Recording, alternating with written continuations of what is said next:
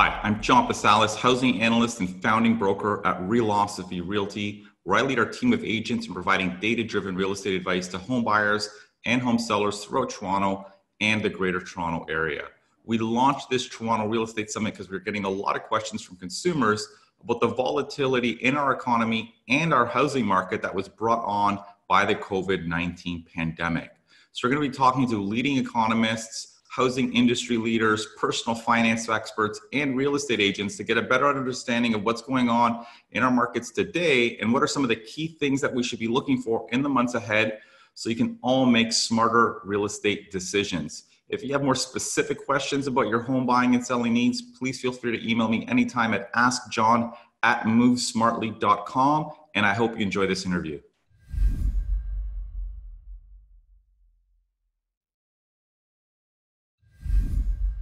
Hello everyone, John Pasalis here again from Realosophy Realty. Right now we're going to be hearing from Alex Avery.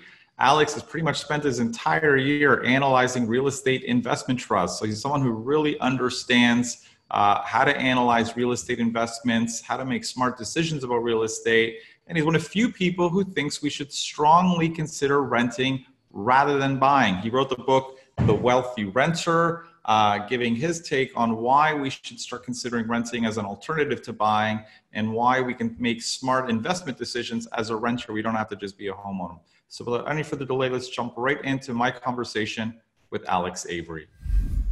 Alex, thanks so much for joining us today for our Toronto Real Estate Summit. Very excited to be talking to you today. You wrote kind of one of few books that focuses on the rental market, which is one of the reasons we wanted to have you on as one of our speakers. So I guess to kind of just start things off, what led you to kind of write your book, The Wealthy Renter? Yeah, thanks, John. I'm glad to be here. Certainly a topical time to be talking about housing. And to answer your question, I mean, the book really was a passion project. I'm passionate about real estate. I'm passionate about home ownership in particular. And I guess if you go back about 15 years, my wife and I were younger. We lived downtown. We worked long hours. We found ourselves, routinely, having dinner on patios, and as you do, you end up talking to the people at the next table, also young professionals, and you end up in a conversation where someone says, "Oh, what do you do?" I would say, "I work at the bank." If that didn't end the conversation, the next question was usually, "What do you do there?" And I would say, "I'm a real estate analyst." And the next question was always, "Should I buy a home?" And I would have to explain that, I was an analyst that analyzed publicly traded companies, not so much housing, but that was exactly how thousands of conversations started over many years about the topic of home ownership. And over all of those conversations, I started to notice commonly recurring misconceptions about housing. And, I started writing them down, things like, people's belief that house prices always go up, or that renting is throwing away your money, or, one of my favorites is that the best bang for your buck in renovation dollars is your kitchen and your bathroom. Okay. Why do you think these are all misconceptions is what you're saying? Yeah, I think they all are misconceptions. I mean, I do happen to think that the best bang for your buck in home renovations is in your kitchen and your bathroom, but that's almost exclusively a negative return, which is better than other negative returns. But it's kind of, you put in a new kitchen and it's like buying a brand new sports car. It drops in value the moment you drive it off the lot. Mm-hmm. But by virtue of it being better than the old kitchen, you've improved the value of your property. And for the most part, I mean, people don't buy sports cars or renovate kitchens to get great investment returns. They do it because they enjoy the sports car or, the Wolf Range or whatever else it might be. So there are good reasons, but, when people think about housing, from an investment perspective, that was really the lens that I started looking at housing through. And so I started writing all these things down, and then I would write down, what the misconception was, what the nature and origin of that misconception was, why it was that people believed these things. I would write down, what I thought was, the truth about that topic, and over the course of 5 or 7 years, I ended up getting to about 35,000 words of my thoughts on housing. And it wasn't until that point that I really thought about it, in terms of actually publishing a book. And then from there, I started to work on it as a book. That's awesome. So hopefully today we're going to try to tackle some of these misconceptions and kind of hear your thoughts on them. One thing I thought was interesting, kind of in the opening chapter of your book, you talk about how, where we live defines us. And I thought that was really an interesting kind of way to start your book. And maybe you can kind of unpack what you mean by that and why it's important to think about, in the context of this decision about where you live and what kind of property you own or rent in the end.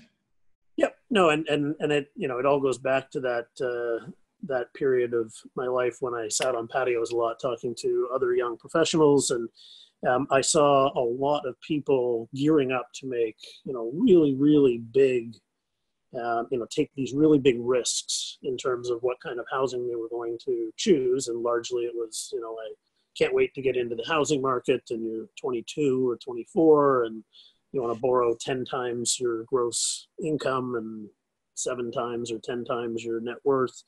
And I, at the same time was seeing all these misconceptions that they had. And I just thought that I really didn't understand what it was that they were doing. And so I wanted the goal of the book was really to contribute to the financial literacy of Canadians, which is something I think, Realosophy is all about as well.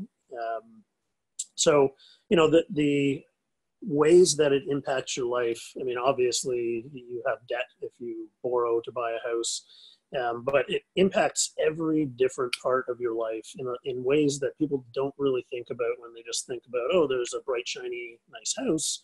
I'd love to host a party in my kitchen, in this beautiful new kitchen. They don't think about how much time they might be spending traveling to work, and what that does in terms of the rest of your free time, how much time you can spend with your friends and your family. How long you might have to work before you retire. Some people, don't want to work for 40 or 50 years. Maybe your housing decisions might inadvertently make that decision for you. You can have really significant impacts on your career mobility. How you choose to house yourself, where you choose to live dictates who your children will grow up with, who they'll spend time with, who your friends are. I mean, inevitably you end up spending a lot of time in the neighborhood where you live, whether it's an apartment building or a farm or a suburb. That actually dictates who you spend your time with as well. And a lot of people don't really think through all of those implications when they start to think about housing decisions. Yeah, I mean, I'd say that was kind of one of the chapters that resonated a lot with me, I think. Like, I grew up in a real estate family, so I have a strong real estate bias, just owning and I think I rented for like a year when I was between moves, and I just felt so uncomfortable. And it's completely irrational. I mean, I understand everything you're saying in your book, but I just have this bias. But, reading that chapter made me think, I'm lucky enough that I can afford to own in the neighborhood I live in. And I actually thought, well, if I couldn't, and I live in a very urban neighborhood downtown, and if I couldn't, and the only alternative is to get a home that's like 60 kilometers out of the city, right? I don't know if I would do it. Like, again, it's like, to your point, like, it's where you live has a fundamental impact on how you live, walking for groceries, walking to work, or doing the things you want to do. And I don't, even as biased as I am towards real estate, for those lifestyle considerations, I don't know if I'd be able to sort of compromise my lifestyle just to own a house. And I think that's kind of one of the things that I think, and I thought that was really interesting, because I think everyone focuses on the money, you know what I mean? And what makes sense financially. And we can have all sorts of debates on that. But I think the lifestyle one, I think, is a really important one that a lot of people don't think about. And it's certainly one that stood out to me, you know, even being as biased as I am towards owning. And even when people do think about it, they think about it in a slightly skewed way. So they say, you know, if I work 8 or 9 hours a day at my job and I have to drive an hour and a half on either side, you know, that adds 3 hours. So it's, you know, 11 hours or 12 hours a day. So, you know, really you're spending a lot of time working, you're spending a little bit more time traveling. It's not that crazy. But when you take that 8 or 9 hours out of the day, you're left with, you know, 4 or 5 hours. Do you really want to spend 3 of those 4 or 5 hours that you can otherwise spend, you know, pursuing hobbies or with your family or your friends? It's not, you know, a 10% increase. It's cutting into half of your free time or even more of your free time. And, you know, I love driving, but I don't think even the most passionate driver loves driving in traffic. So it's, you know, there's a lot of ways that, you know, I think once you start to really dig into it and think about it, you might find yourself surprising yourself with your own conclusions as you think through these things. And that's, you know, the whole purpose of the book is to get people thinking about these decisions. Awesome. One thing you mentioned early on in your book, and I thought it was interesting, that you feel like we have this cult-like mindset in Canada, you call it, of this, you know, why rent when you can own, right? And I guess, what do you think is kind of one of the key drivers? I mean, you mentioned maybe price growth. Like, what do you think drives that mindset in Canada where, unlike other countries, you know, renting isn't really kind of looked upon highly, and it's not, you know, people really have a bias towards owning? Oh, yeah. No, I mean, I remember 15 years ago coming to the conclusion that renting is a thing that people do out of economic necessity. And that was really the mindset that certainly Canadians had. But you have to remember, prior to 2006, 2007 in the US, it was the exact same thing.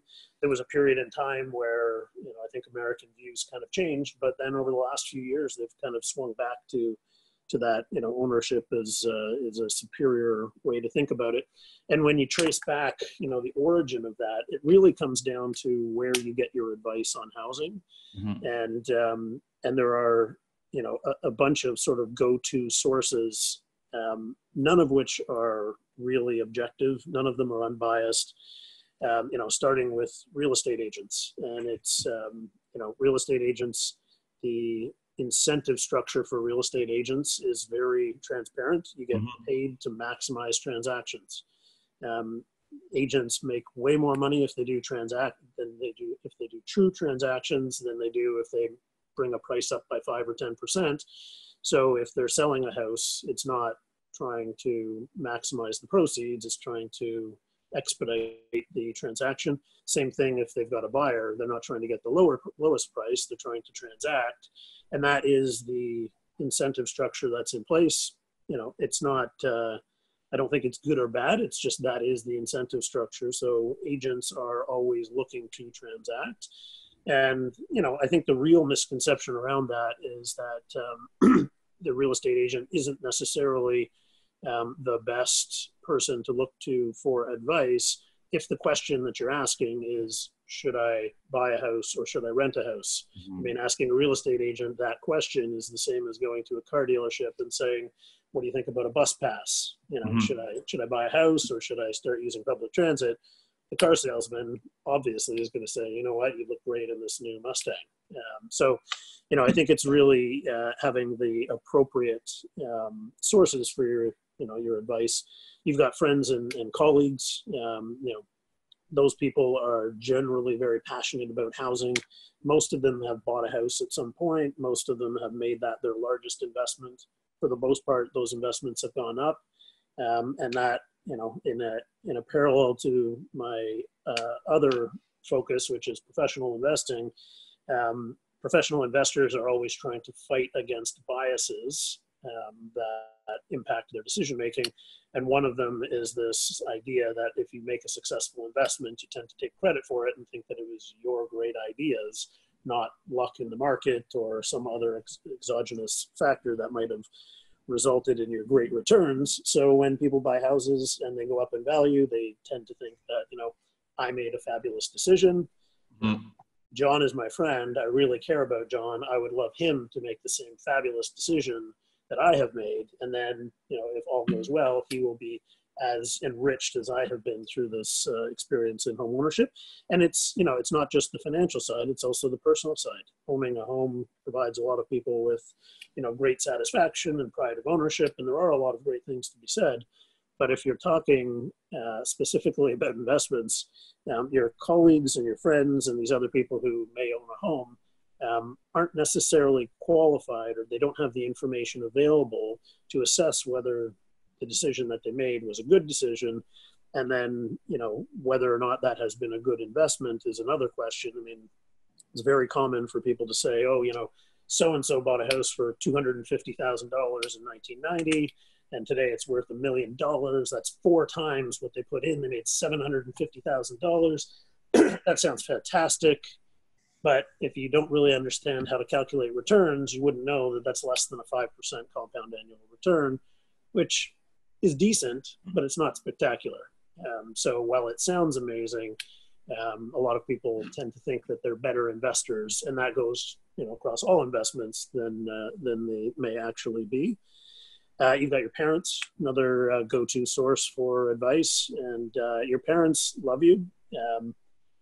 Generally speaking, I think most parents think that their children are idiots, and to the extent that they can convince their child, who is an irresponsible idiot, to buy a house, they know that person that child of theirs is going to be okay in the long term, because over the course of 25 years, they will have bought the house, they will have taken out a mortgage, they will have paid off that mortgage, and if they accomplish nothing else in their life, which is the great fear that parents have, at the very least, they will be left with this house and they will be able to survive, which is great. And, that is a very heartfelt and genuine emotion, but it also doesn't really qualify your parents beyond perhaps they have also owned a home and that worked out for them to really understand what kind of investment that they're recommending for their child. Sorry, go ahead. No, go ahead. I was going to say, you touched on a lot of great stuff. And I think I want to talk about the investment stuff after, because I think it's interesting. But more importantly, like in the context of sort of this bias that you talk about, I do think it's interesting. I do agree with you that there's a huge gap in the real estate industry for this type of honest advice. And although we do it, I mean, I'm probably the only, I can't think of too many people who will tell people that maybe they shouldn't buy a home. And I remember the first time I started a company and I actually said that to somebody, they were like shocked, but but it was objective. Like they were looking at buying for a year or two and then moving, like the reasoning was just like not rational. And it's interesting because a lot of people don't expect that. And even over the years, I had to kind of coach our agents on how to sort of moderate that, because a lot of people just come in and it's like, I want a house. Doesn't matter. Like, you know what I mean? And you have to kind of think about how you give this feedback, because, at the end of the day, people have free will, right? If someone really wants to do it, knock yourself out, we have a duty to kind of give advice, but not rain on their parade. So I do think that's really hard. And I don't think most real estate brokerages do that. And even from my experience, really challenging doing that. It's, I think you're right. I think it's the right advice to be giving.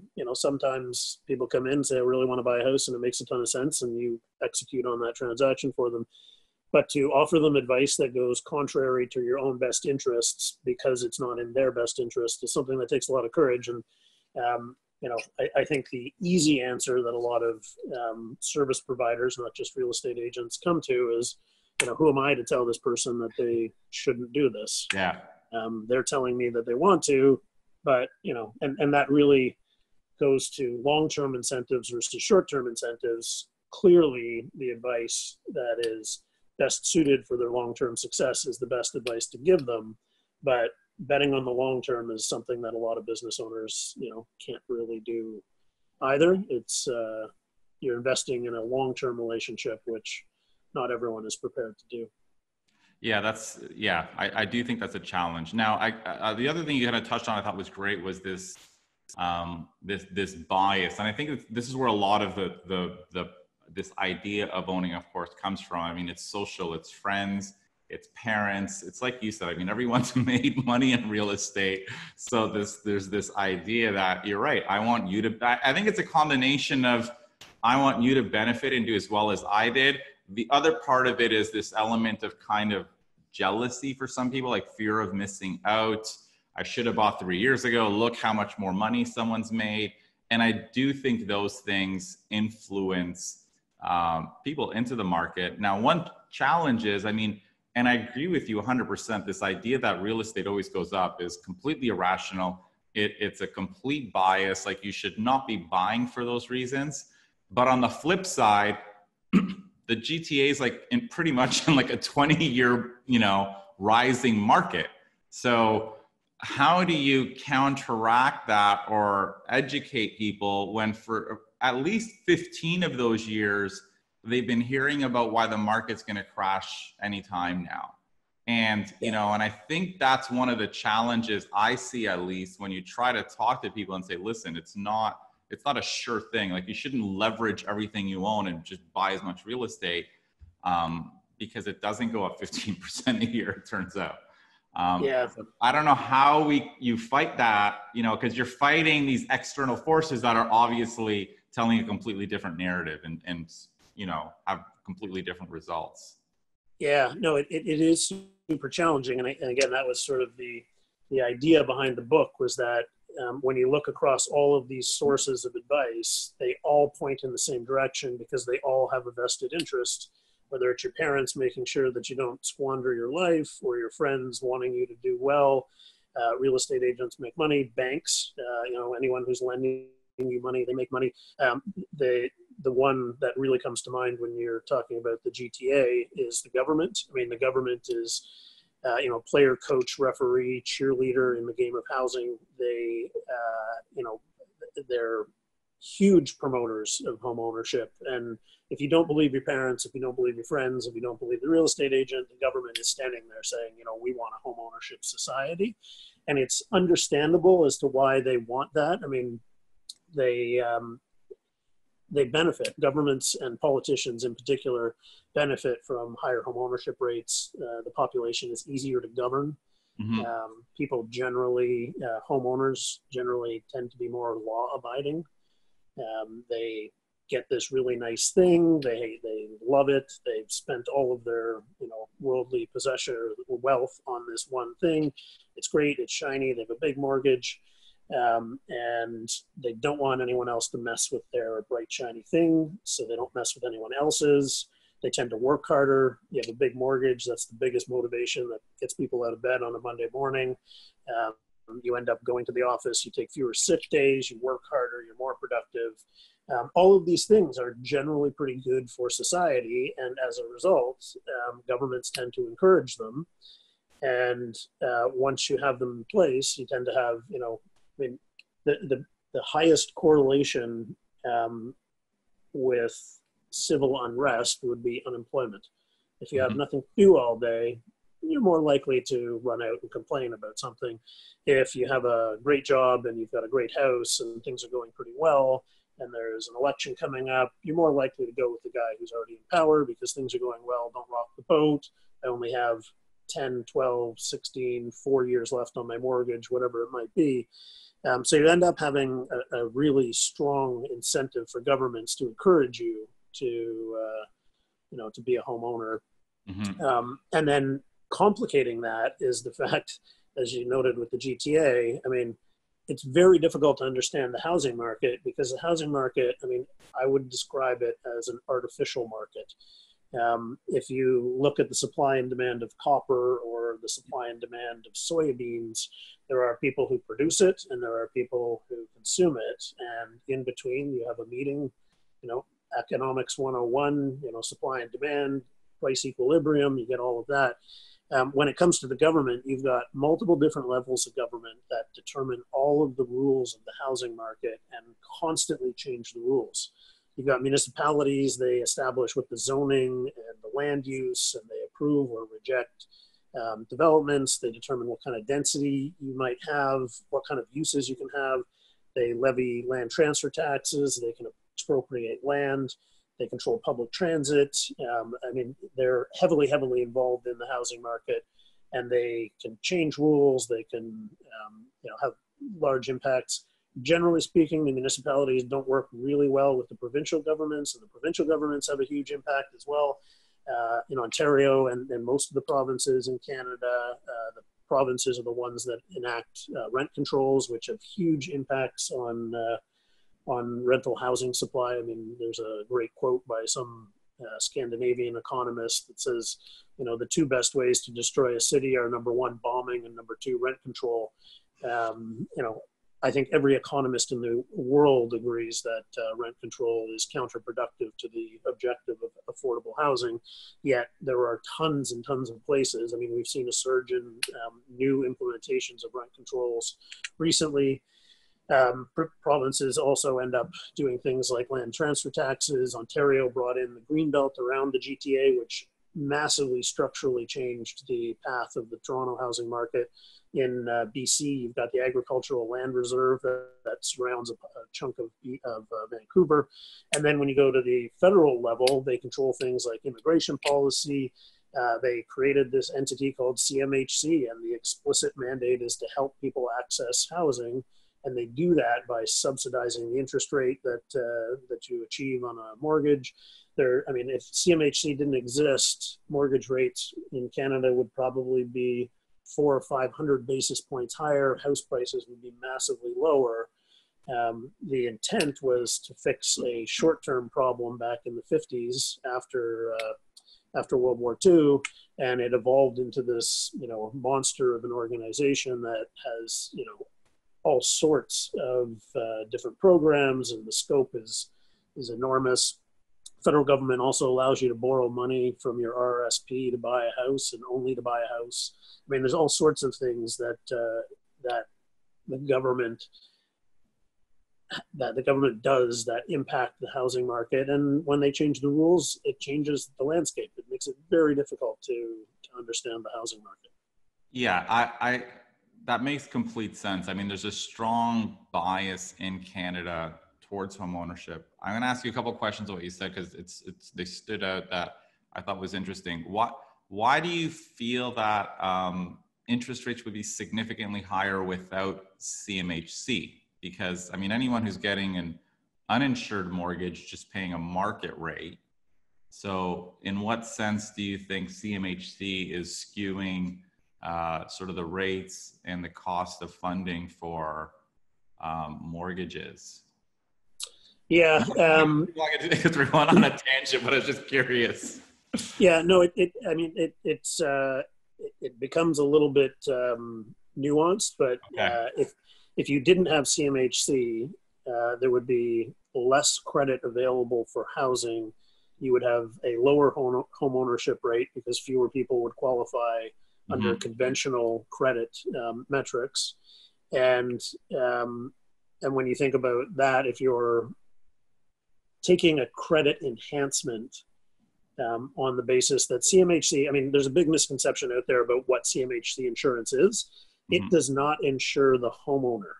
There is no protection afforded by CMHC to the homeowner. What it is if you as the borrower default and you can't pay back the mortgage, CMHC as a quasi-government organization will repay the lender. So it's insuring the lender against the risk of your credit. So it's basically improving your credit, which allows the bank to lower the interest rate and lend to people that they otherwise wouldn't lend to. So the interest rate would necessarily be higher. And to your point on, some of the alternative lenders that aren't, or some of the mortgages that don't get CMHC insurance, those rates are generally higher, but to the extent that you didn't have CMHC, the housing market would be much less developed. The mortgage market would be much less developed. House prices would be a lot lower, but also to the overall mortgage rates would be significantly higher, and the stability of the housing market would be much less in the absence of a government organization that basically creates greater depth and liquidity in the housing market. Awesome. I'm going to turn now to something you brought up earlier, which I thought was interesting, and you kind of touch on it in your book, of this idea that with real estate being a good investment. And I think you came up with this example that you kind of came up at the beginning of our discussion about someone who buys a home for 200,000, sells it after X years, is worth $1 million, and they think it's a great investment, but you're suggesting that maybe it wasn't as great as they thought. And I guess one question, and I hear what you're saying. I mean, if they did the math, they'd realize it's kind of a 5% or X% growth, which is not that significant. But I think the reason I think a lot of people, from my experience, don't relate to that is because when they're buying their home today for 500,000, they're not putting down 500,000, right? They're putting down 50, right? And so it's obviously a highly leveraged investment, which ends up making their returns way better. Like obviously there are risks with leverage, and we all know that if prices go down, you get wiped out. But just when you're in a boom run, I think, and my feeling is that's what people see. I put down 50,000, my house went up 250. That's a huge return in X years. So to what extent do you think that might be kind of part of, I guess, what do you think on that front in terms of sort of looking at it from that lens? Because I think that's how most people look at it, sort of investment, and when they look at it in terms of an investment. Yeah, no, absolutely. And you're absolutely right. I mean, leverage is the magic sauce that makes housing, as attractive as it is. There are, to our last topic, there are very few lenders that would lend you 20 times your investment or 19 times your investment to make any purchase. So having CMHC financing available, certainly can afford you massive leverage that you wouldn't otherwise be able to achieve.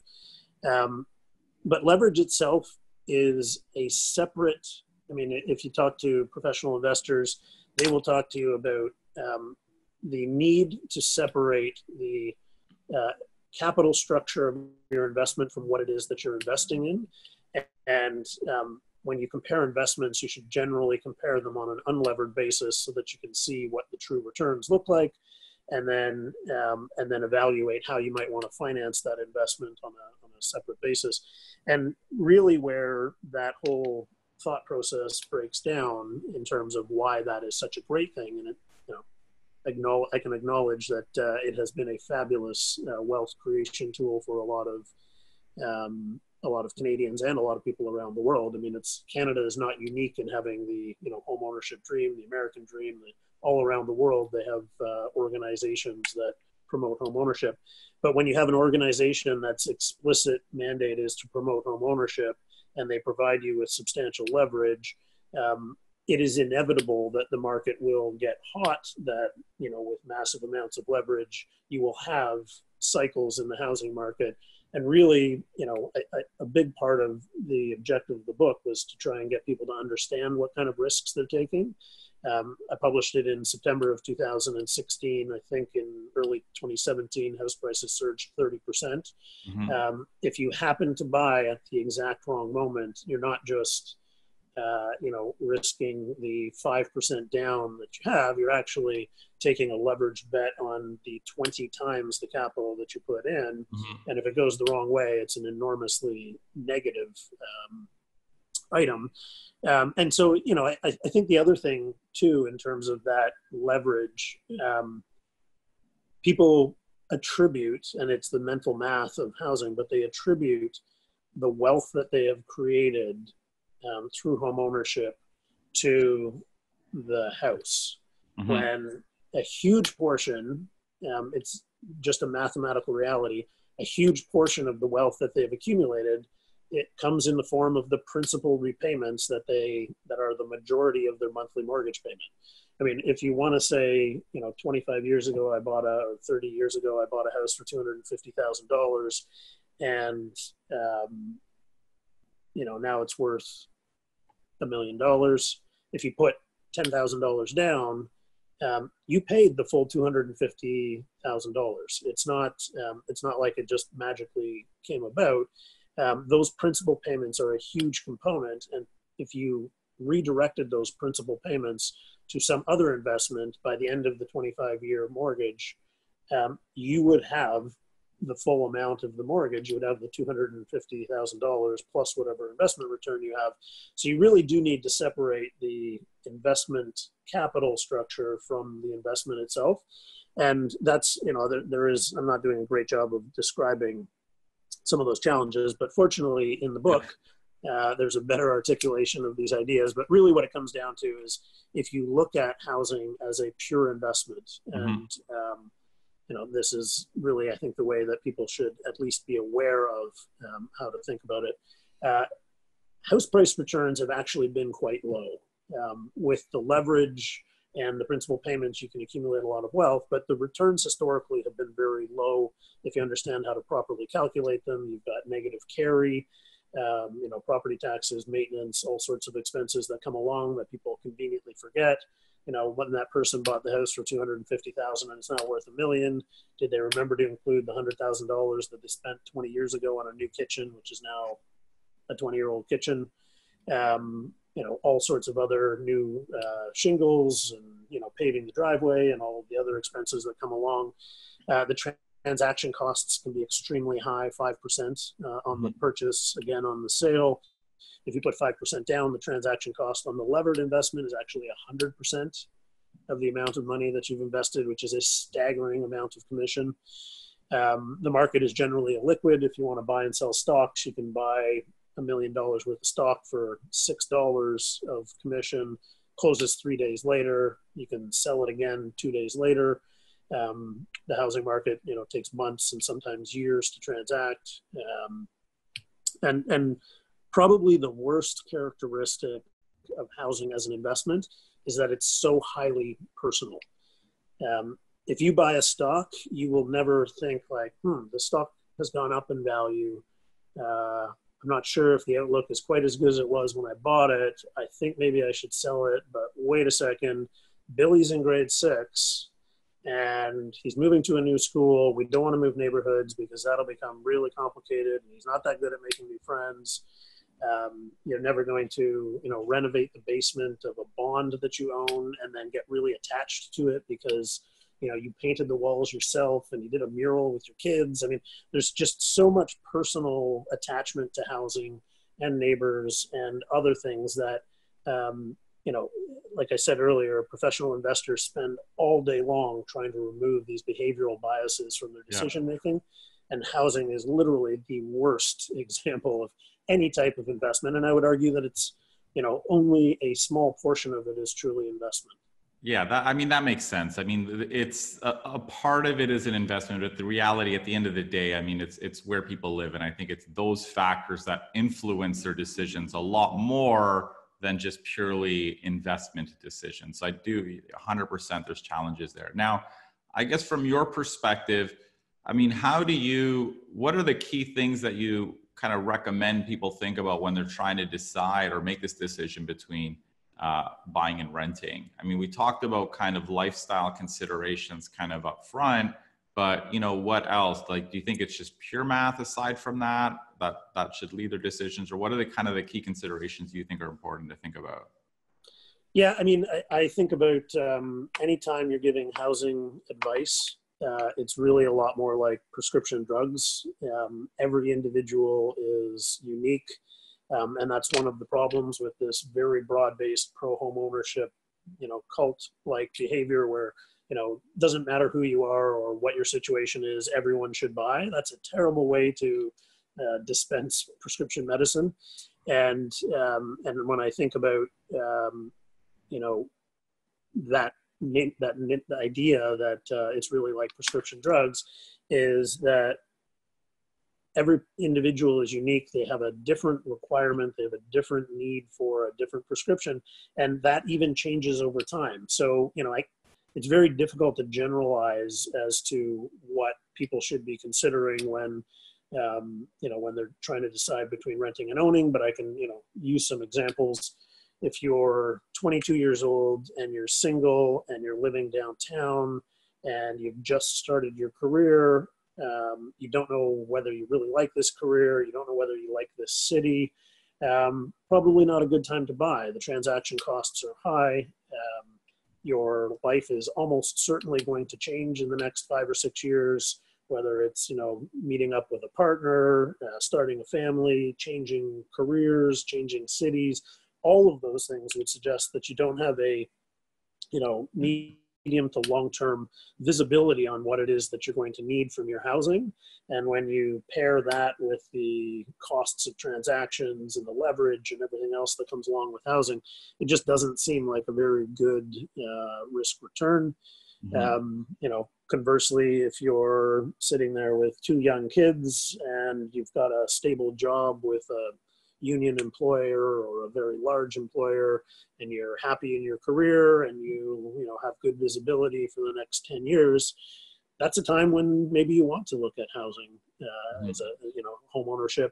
I think, you know, the pros of home ownership, the biggest one is most certainly the forced savings program. You know, that putting away a principal amount in addition to the interest that you're paying.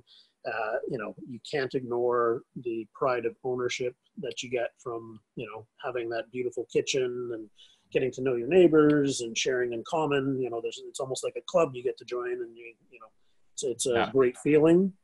But I think that is also the origin of one of the greatest risks with homeownership, which is you have this huge risk of overspending, whether it's, you know, buying too big of a house, buying a house in a neighborhood that you can't really afford, you know, dumping money into, you know, customizations, new kitchens, new bathrooms, you know, putting in a pool, all sorts of things. I mean, talk to any homeowner and they will tell you that they've been shocked at how much money that they keep putting into their house. And, you know, that's not really investment per se as it is consumption, but, and that really kind of brings us back to the benefits of renting, which is that generally speaking, renting is quite inexpensive.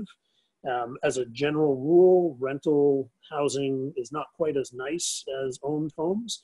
And that's because people are more realistic about what they need versus what they want. And the beauty of renting is that there's no confusion about what you're paying for and what you're getting and what you're left with at the end. If you rent an apartment, you have the right to occupy it for a period of time, or a house.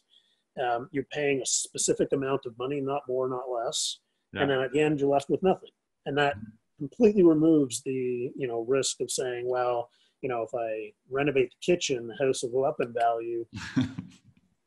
By maybe 3/4 of what you spend on the kitchen. But anyway, that's another issue.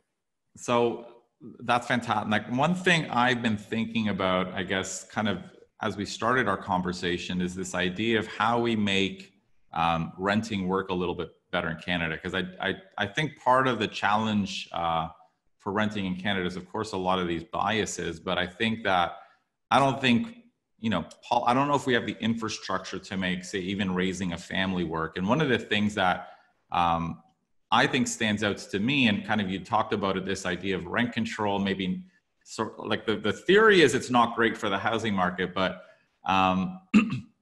you know, I do wonder how it makes renting more possible for a lot of people and a lot of the laws we have in place. I mean, one thing that stood out, we spoke with Carrie Taylor, who's has a personal finance blog, and, you know, she talked about one of the challenges she's had where, you know, she had to move 5 times in 5 years, right? And how does sort of the security of tenure and security of rent payments kind of make renting more realistic for people over the long term? And is that something that is in fact important? I'm wondering kind of what you think, that like what policies would make renting more possible for people over the long term?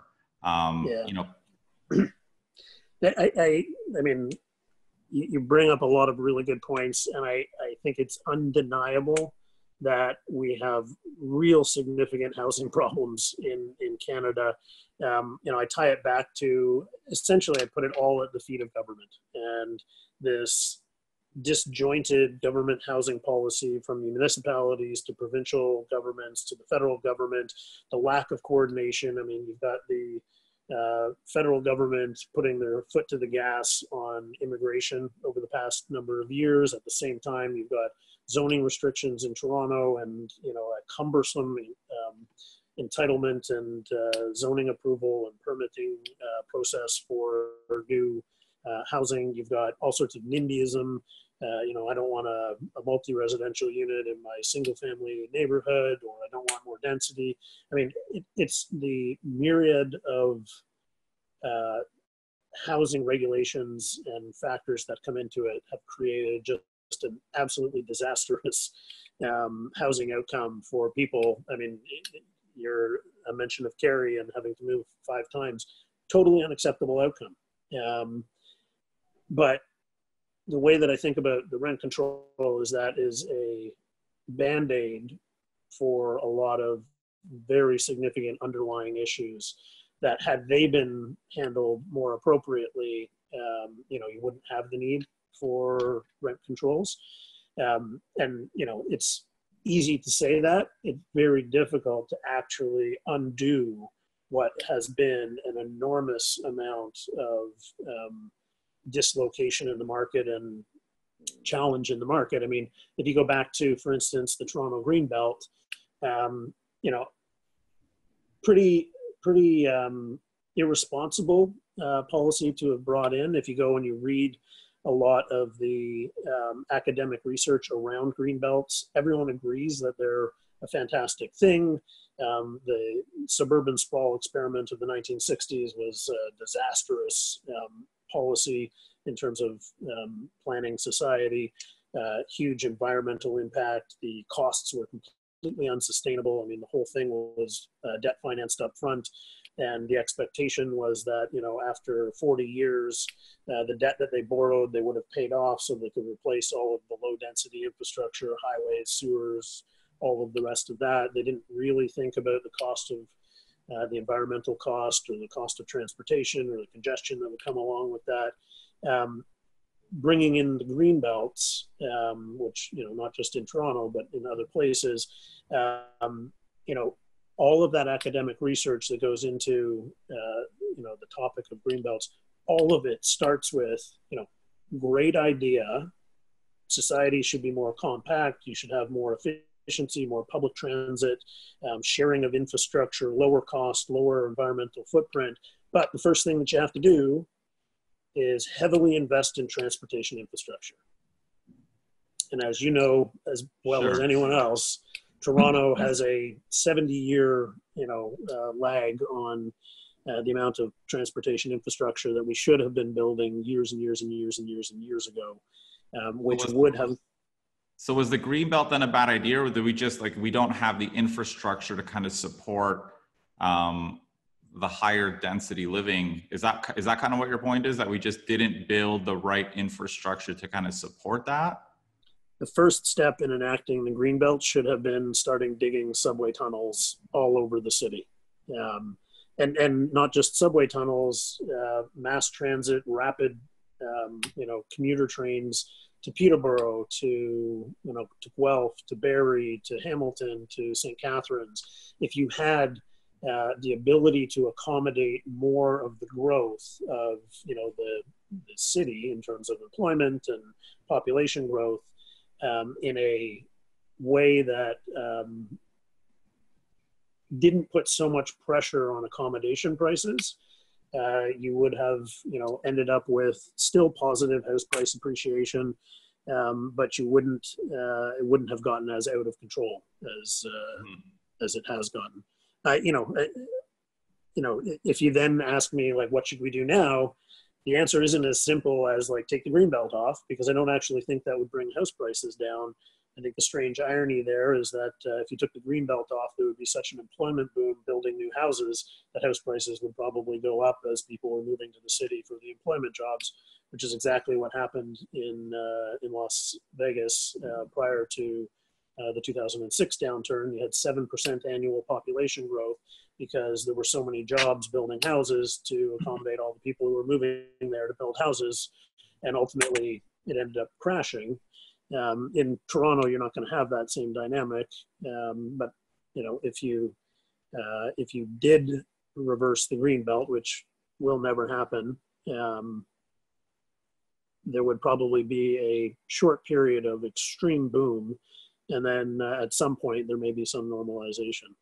So what's the ideal policy then? I mean, if you had our magical policymakers cap on and can kind of put in a policy that makes things better for renting in Canada and in Ontario, like what do you think one piece of legislation would be that would help that?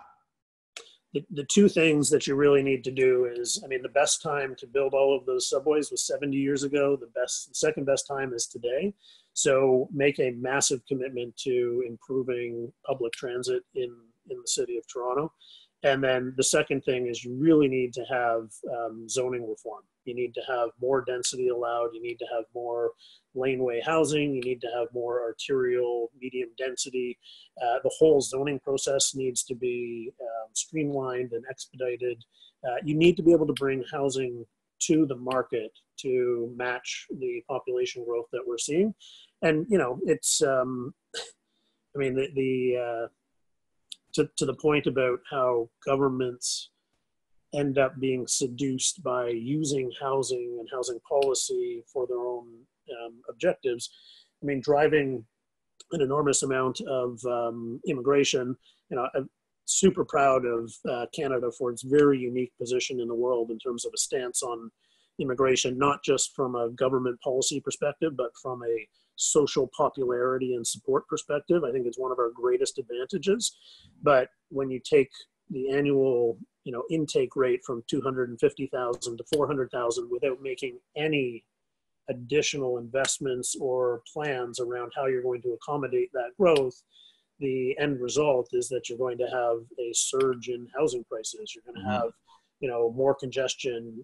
There's going to be all of these problems, and you can't just, I mean, policy and, you know, a lot of people don't go into government because it's not very easy to get these things right. So I'm not blaming the individual politicians, but it's very easy to be seduced by the benefits that come out of that. In the short term, you know, you get a whole bunch of immigrants who move to the country, they love the country, they contribute to economic growth, they drive house prices higher for everyone who owns a house. That's a great thing.